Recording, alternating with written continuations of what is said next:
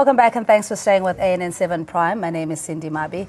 With a 283 or 282 billion rand lost in just 5 days, more voices seek criminal charges against Steinhoff executives. The chorus is mounting for exhaustive investigations into Steinhoff, and the Financial Services Board is already probing the scandal. The board says Steinhoff executives might face jail time or a maximum fine of 50 million rand. And the Johannesburg Stock Exchange has also launched an internal investigation. The Standing Committee on Public Accounts chairperson Themba Godi has written to the Hawks seeking a probe into the matter and for the guilty to account.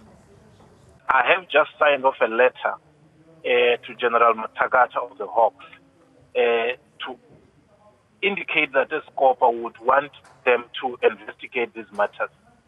All things being equal, because I still must consult my colleagues in the committee, but my personal wish is that early in the year, we need to call all the actors concerned to come before Parliament, because Parliament, as a representative of the people, cannot be a spectator in these matters.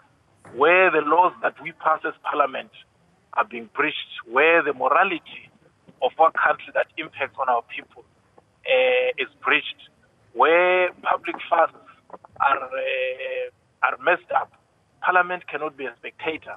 And I'm hoping that our comrades in the Standing Committee on Finance are also going to come out very strongly to condemn this. And the Public Accounts Committee wants the Hawks to charge and prosecute the guilty.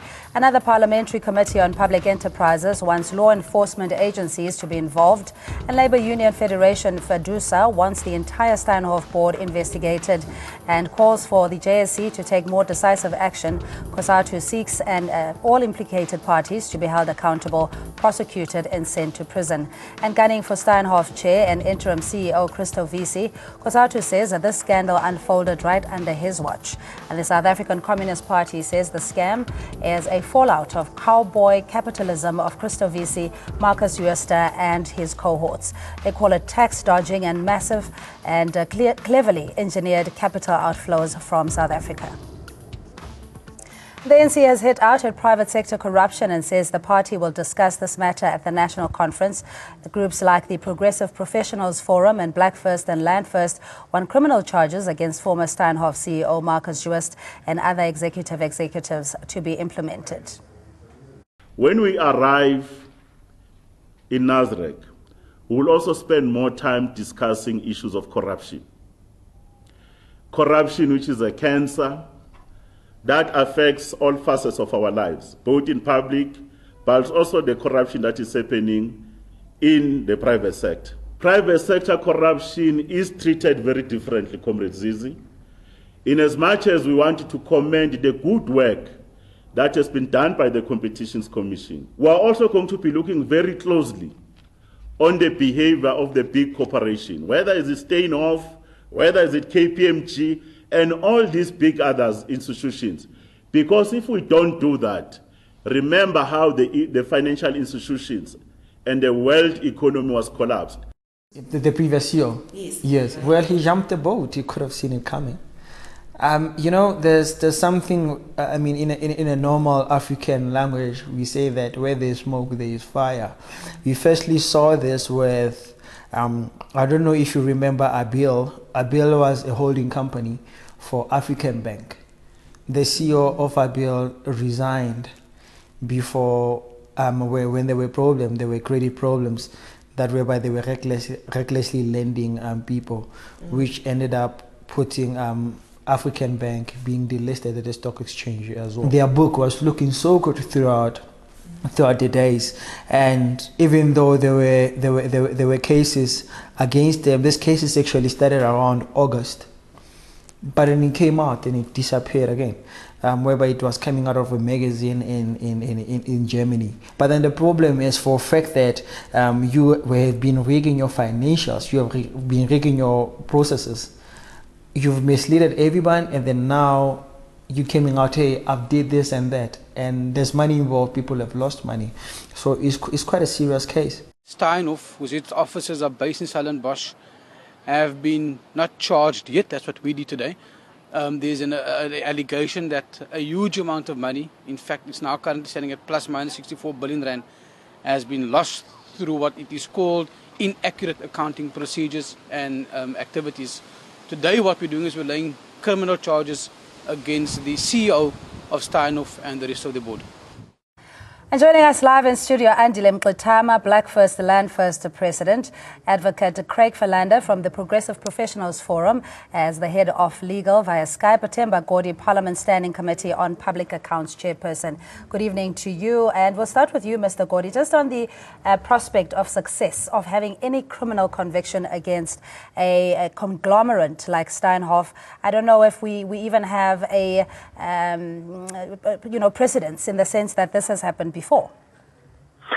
Well, the issue is not like a wrestling match where the size of the company might determine the outcome. The facts, I believe, are quite straightforward. As I indicated earlier, that I have written to the Hawks to demand that they thoroughly and decisively investigate the matter. I think the facts are there. Precedent or no precedence, these things must happen. And I'm convinced that the way in which the public has risen to this matter, and especially the way AN7 has given platform to this matter to be understood by ordinary people, I think the public pressure will be too much for anybody to try and sweep it under the carpet. All right, but within the ambit of the law, there is the Competition Commission, which we know can only institute certain penalties, that of a fine, and beyond the collusion that we've seen, be it in the 2010 Soccer World Cup, the bread, milk, and all other collusive behavior, we haven't seen convictions per se where there's jail time for executives. What will be different now?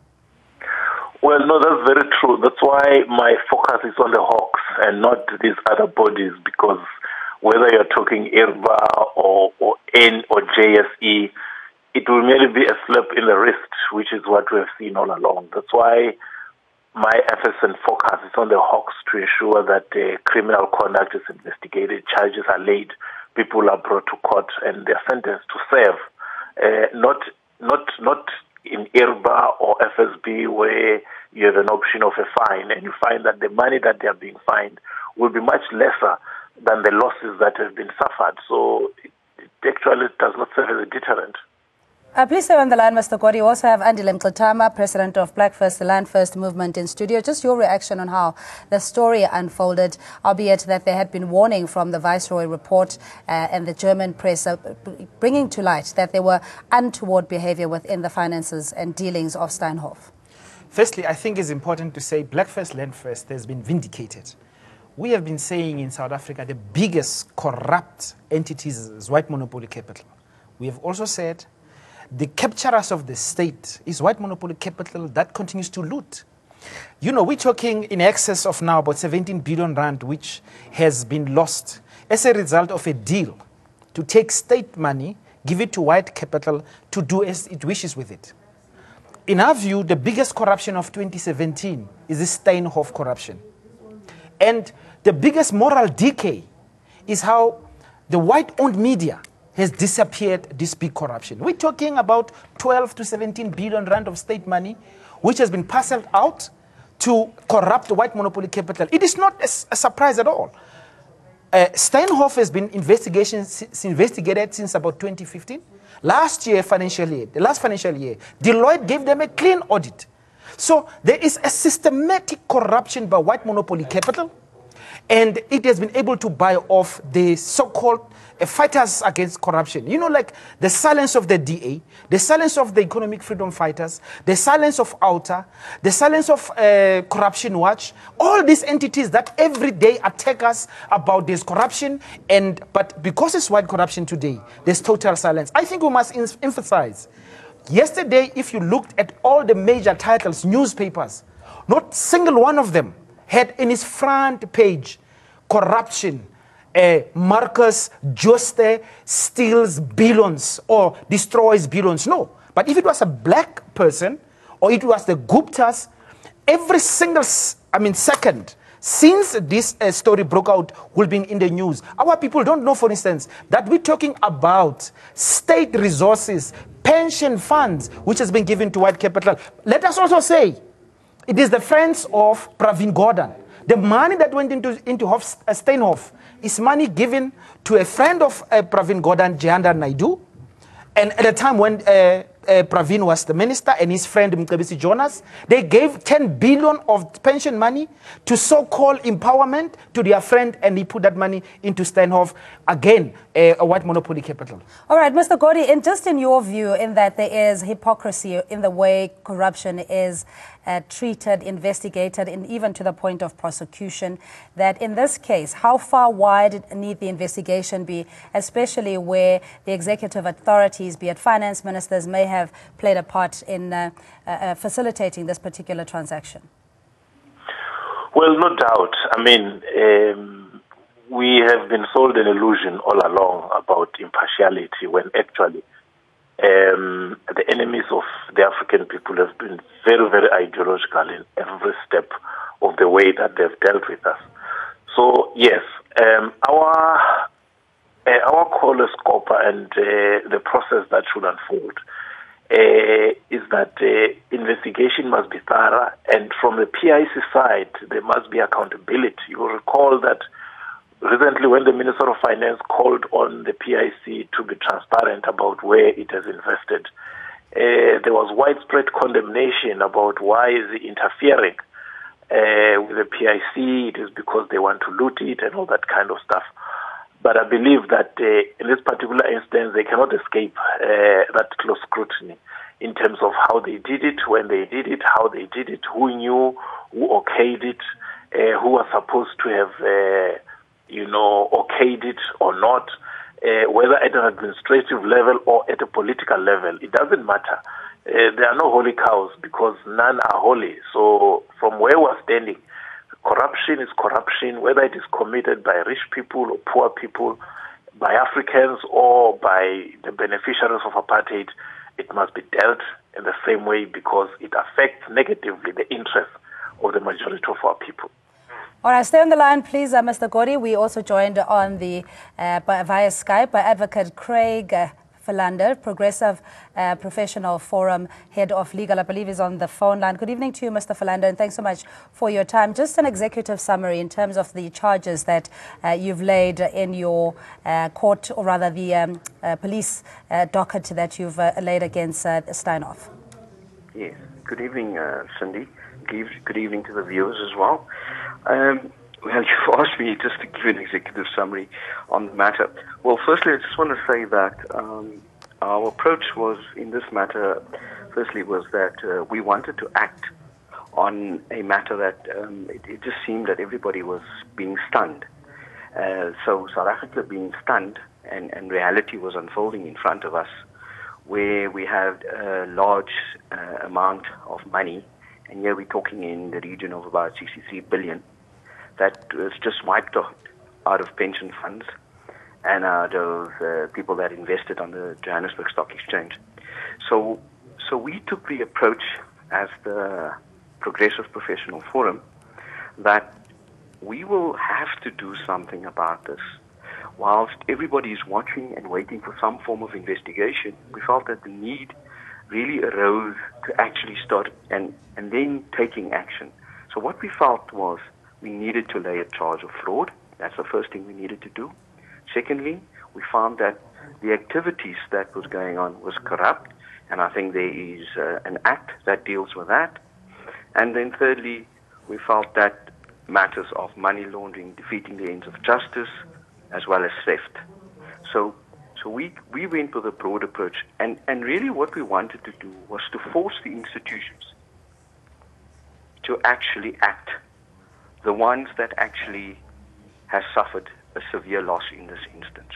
I hope that gives you a little bit of the background as to what we have wanted to do. Advocate Philander, yes, it does indeed. And I just want to explore the ramifications of what it means for pensioners now that at least we know with a level of certainty that 17 billion rand has been wiped off. And we always lament or labor the point that very few South Africans, especially civil servants, would be able to retire comfortably. Would this be one of the reasons why we've always been sold the story that, external factors or market conditions lead to lesser returns, while in the meantime there's accounting and tax fraud?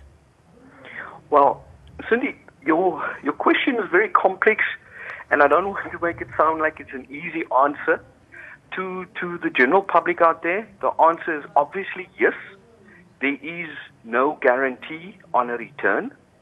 But what needs to happen here, Cindy, is that when we entrust the financial status of a company's financial accounts to an auditing firm, we would want to believe that that auditing firm is going to give us the correct information. So let me draw an example. If you want to invest in a company on the Johannesburg Stock Exchange, what you would need to know is who this company is, what is its credibility, and how it has been operating for the last 10 to 5 years. How you would do that is by going onto some form of a website. You would see that there's audit reports. You would see that this company is legitimate in all its structures, and therefore you then invest on the basis that there is some form of legitimacy. Now, if that legitimacy has been eroded, it does put a big question on all the companies on the Johannesburg Stock Exchange. What is happening there? Can we really trust the financial state of our financial services at the moment? Because we are meant to believe that those companies that are doing these checks and balances, we can trust them without fail, and that we must believe that this is a good thing to go. Now, we have seen the opposite here. We have not seen that this is really what is happening in South Africa. So we really wanted also to give and to also expose South Africans to the reality of what is happening around them in terms of investing in companies that there's a perception that everything is well. And who gives that wellness? That is the audit firms. So clearly we have a problem in South Africa. Advocate Philander, just hold on the line, please. Mr. Gordy, just in your view, especially if in the case of Steinhoff, their executive and core team are also chartered accountants. They speak the language of auditors. So if a Deloitte or any other comes along, they just essentially tick and endorse and rubber stamp whatever report has been given. How then is it possible that our courts, would they even have the appetite to look at something like this? And secondly, do we have the capacity to investigate matters of this nature? Well, as for capacity, no doubt, we definitely have, and the state should have the capacity to investigate, corruption. The question of the auditors and even having some of the executive and directors having that background actually calls into question the role of IRBA. Because I've read a statement where they're already saying preliminarily they think Deloitte has not done anything wrong. But it does call into question whether these people were members of SAICA, the South African Institute of Chartered Accountants, which is a professional body for auditors in terms of their ability to take action against their unethical conduct vis-a-vis their profession. But the issue of criminal conduct, I think as my brother Philander there indicated, when you invest, you do because a particular picture is created. But once you find, as in the case of Steinhoff, that picture of the company was actually false, it means that people were made to invest under false pretenses. And not only that, worse still is that they have lost a lot of money. We speak about PIC, but I think the UIF has an exposure of around 400 million or so, which might also be lost. So I don't think that the issue of investigation should be a problem. We're not talking about 10,000 people here. It's a few greedy individuals who need to be brought to book. Mr. Gori, thank you. Please stay on the line. Just, Andile, in your view, in terms of, again, the courts having the appetite, you mentioned the issue around the matter being downplayed in the media or the mainstream and, excuses being accepted from Mr. Marcus Jooste when he resigned. What about the other executives? Do you think that the courts would have an appetite for this? This corruption by Hofstein and Marcus Jooste and the whole reaction by the media, which present itself as being against corruption. Similarly, opposition parties and civil society. The total silence, or when they mention this scandal, the biggest scandal of the year, the biggest corruption, when they mention it, they do it in such a way that they remove from view the actual culprits. Shows the hypocrisy. See, we're not dealing with a lapse of accounting. We are dealing with a systematic process of thieving by white monopoly capital. We have to understand this. White monopoly capital is corrupt by definition. So what we see occasionally, as in this case, is when there has been exposed. But we can see the power of disappearing the white scandal, right? Now, this Jooste guy apparently is building a big mansion in some beachfront area. He's out of it. The 10 executives in KPMG, who again unethically were pressurized to remove a report, and a report which is basically scientific, that said there was corruption at SARS. They have disappeared because of the media. So we are saying the best way to deal with this matter is to be consistent. Why is Steinhoff still trading in the JSE? Why are the banks, which were very quick on the basis of emails leaked and not authenticated when Ogbay was implicated, they shut down the Ogbay accounts? Why are the accounts of Steinhoff still operating? I think Parliament, including Comrade Godi, they cannot be so, calm about this. In fact, BLF has written to the Standing Committee of Finance and is calling for an inquiry now. Why is Comrade Themba Godi not calling PIC now? We can't wait for next year when these people are continuing to loot the way they do. We are calling for Jooste to be arrested because he has already admitted that he has done something wrong. He doesn't tell us, of course, what the detail of it. And the Minister of Finance also, and the deputy who are responsible for PIC, the board of PIC and the chief executive of the PIC should be suspended as we speak. We're talking about billions of rand. President Zuma was forced pay back the money every single day. It was only about 8 million rand. We're talking about billions of rands stolen by white people on a systematic process of looting, and there is silence. We can't allow that. Yeah, Mr. Godi, your response in that there isn't the sense of urgency that this matter requires generally. Well, I have indicated that I think National Treasury should have been more stringent in its condemnation of what has happened than, the soft tones that they've done thus far. And I've also said I believe that the Standing Committee on Finance should actually be the lead organ because the PIC reports to them. I must agree with the Comrade Gitama that this matter is urgent, this matter is serious. The biggest corruption scandal ever in our country cannot be treated like it is your everyday kind of corruption. I plead guilty, but I do commit that as COPA, if the other committees are not going to follow through, we will definitely pursue it. I have indicated to General Matakata in my letter that very soon we may need to hear from them in terms of what are they doing and to get to the bottom of the road. So yes, we have our eyes on it. We're not going to deviate from that. We definitely are going to follow this up. All right, Mr. Themba Godi, spokesperson, or rather chairman of the Standing Committee on Public Accounts, thank you so much for your time. Advocate Philander, your outcome and maybe timelines as well on how far your charges in terms of when we can expect some form of development in this case. Well, even though it's not our matter really, from a pure sort of criminal perspective, we have followed the matter. We have laid the charge.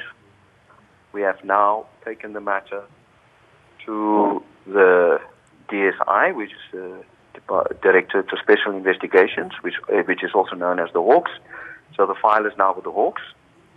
And then secondly, we're now hoping to get the victims to also now start laying their charges, as well as then sort of supporting the criminal case against the company and the CEO, as already been alluded to by the other guests. So for us, it's to see that justice is done and something does exactly happen, because we do not want this whole thing to go unnoticed. And I think this is the problem that we're sitting with. Cindy, I think we're taking this matter very lightly at a South African level. You know, the world is looking at us and they think we are a corrupt state. Because if you look at our mainstream media for the last, where are we now, 12 months? It's just been corruption, corruption, corruption at a particular level. We now have a multinational that actually committed the biggest fraud. And it's not what we are saying, it is what they've admitted to, where the CEO says he has made some mistakes. And then this is how this whole view of South Africa gets placed into jeopardy. And I think that is what the PPF wants to protect. It's the essence of protecting South Africa, the fact that South Africa is not a corrupt state, that we do honorable business in South Africa. And I think that should be coming through very strongly. And that is the leadership role we wanted to project to South Africa as well as to the world at large. Advocate Philander, we're going to have to leave it there. That's Advocate Craig Philander, Progressive Professionals Forum Head of Legal. And we'll wrap it up in studio with Andile Mqitama. You were talking about the systemic way that conglomerates, multinationals have entrenched themselves and how complex this may be. My question again is that why can we then trust the process to be beneficial to those that have lost, especially the pensioners? We have to fight.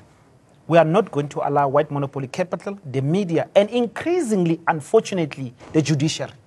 You have in this country the judiciary, the media, and opposition parties, and of course, agents of white monopoly capital inside the ruling party. You know, my biggest fear is that the ANC delegates, coming weekend, they appoint agents of white monopoly capital such as Ramaphosa and his henchmen such as Pravin Gordhan to make sure that they continue their looting.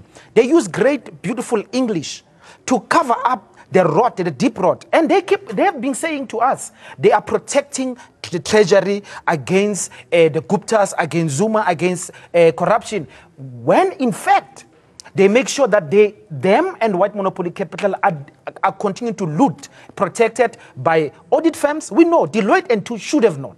Deloitte rather should have known that the 6 chartered accountants sitting in that board of this corrupt company, and what you tell me that it was not part of the whole deal, they should have known. They did not act. But we are also very worried about how the Minister of Finance and the Deputy Minister of Finance, tomorrow BLF is taking action. We must take action. We must not fear white people and white companies. We are opening a criminal case, and we're going to make sure that this man, Marcos Joste, one of the biggest criminals, we know his face, and he must spend his time in jail.